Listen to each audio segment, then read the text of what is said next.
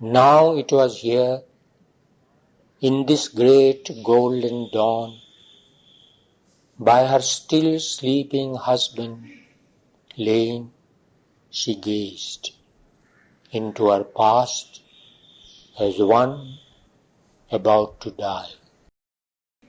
Looks back upon the sunlit fields of life, where he too ran and sported with the rest, lifting his head above the huge dark stream, into whose depths he must forever plunge.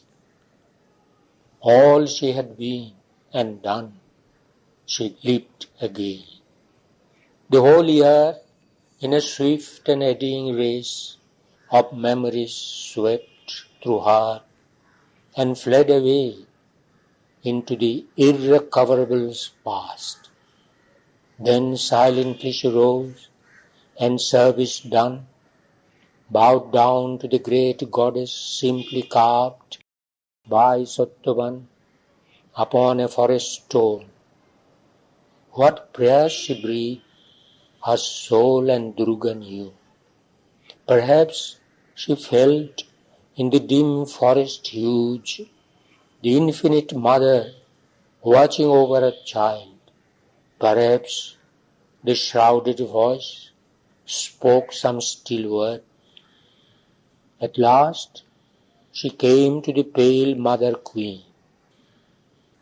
She spoke, but with guarded lips and tranquil face, lest some stray word or some betraying look should let pass into the mother's unknowing breast, slaying all happiness and need to live, a dire foreknowledge of the grief to come. Only the needed utterance passage found. All else she pressed back into her anguished heart, and forced upon her speech an outward peace.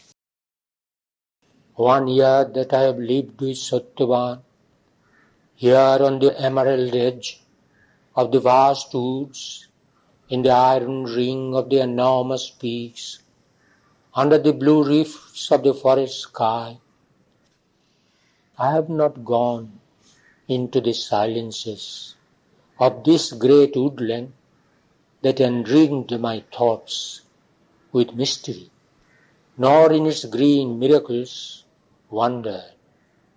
But this small clearing was my world. Now, as a strong desire seized all my heart, to go with Satyavan, holding his hand, into the life that he has loved, and touch herbs he has trod, and know the forest flowers, and hear at ease the birds and the scurrying life that starts and ceases, reach far rustle of boughs, and all the mystic whispering of the woods. Release me now, and let my heart have rest. She answered, do as thy wise mind desires. O calm child sovereign, with the eyes that rule, I hold thee for a strong goddess who has come, pitying our barren days. So dost thou serve, even as a slave might. Yet art thou beyond all that thou doest, all our minds conceive, like the strong sun that serves earth from above. Then the doomed husband and the woman who knew went with linked hands into the solemn world, where beauty and grandeur and unspoken dream, where nature's mystic silence could be felt, communing with the secrecy of God.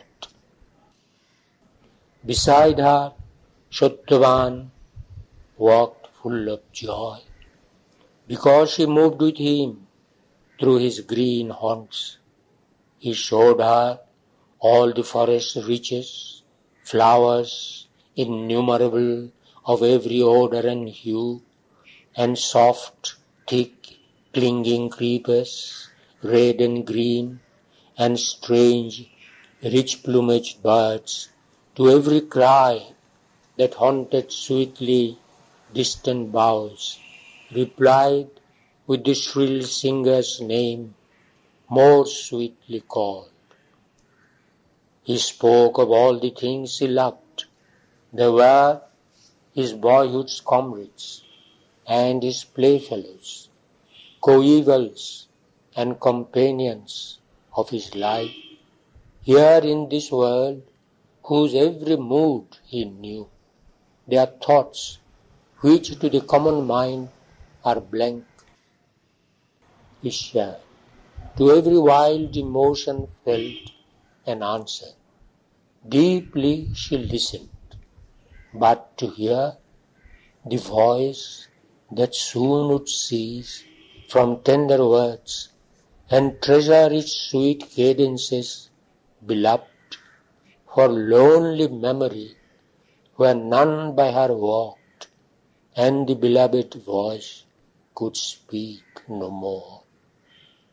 But little dwelt her mind upon their sense of death, not life, she thought, or life's lone end.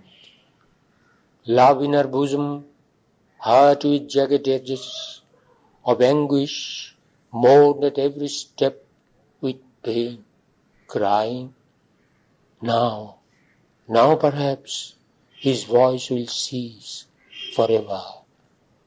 Even by some vague touch of breast, sometimes her eyes look round as if their orbs might see the dim and dreadful gods approach.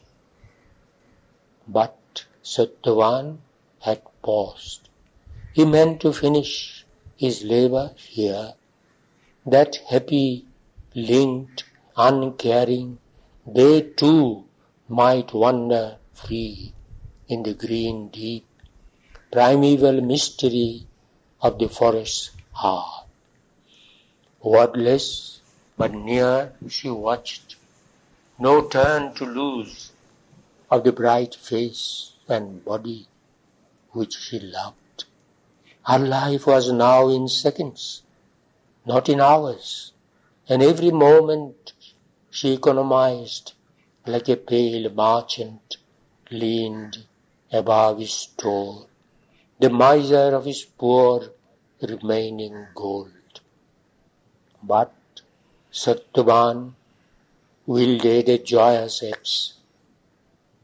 He sang high snatches of a sage's chant that pealed of conquered death and demons slain, and sometimes paused to cry to her sweet speech of love and mockery tenderer than love.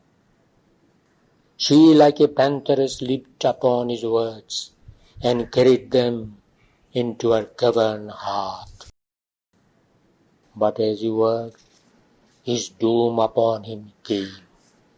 The violent and hungry hounds of pain travelled through his body, biting as they passed, silently, and all his suffering breath besieged, strove to rend life's strong hard cords and be free.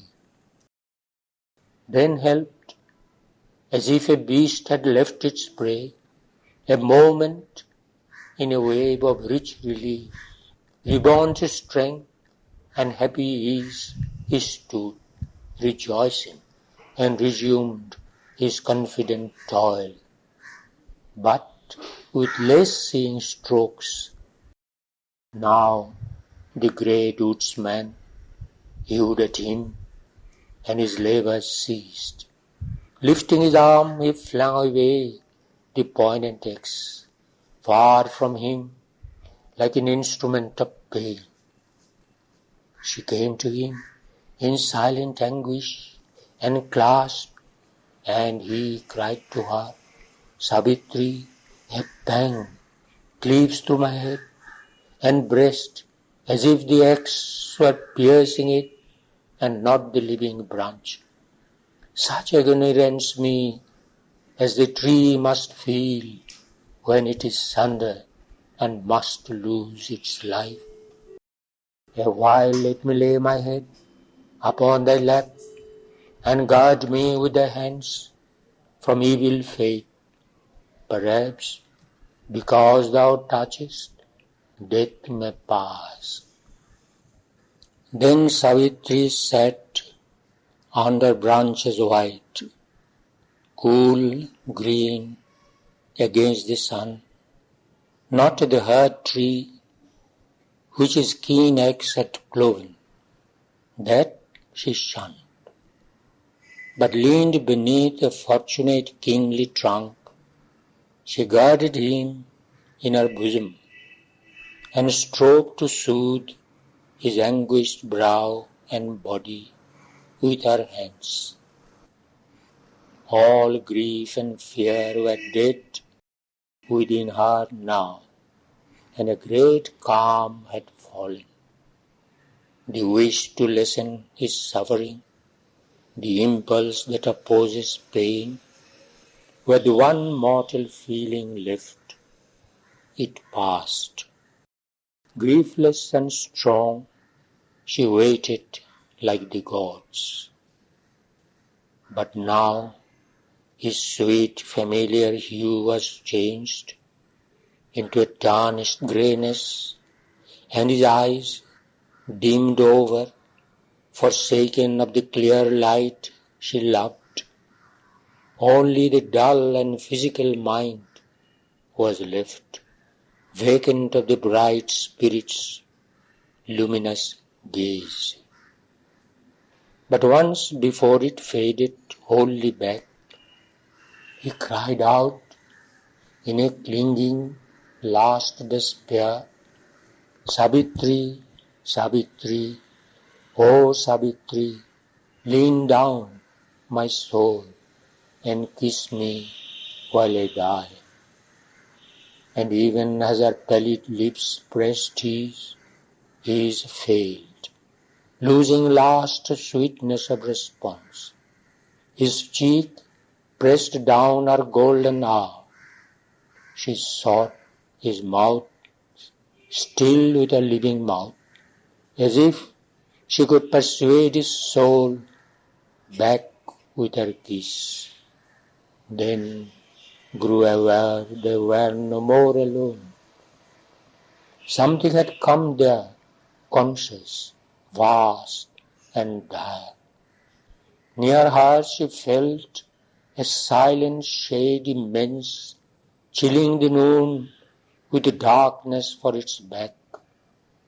An awful hush had fallen upon the place.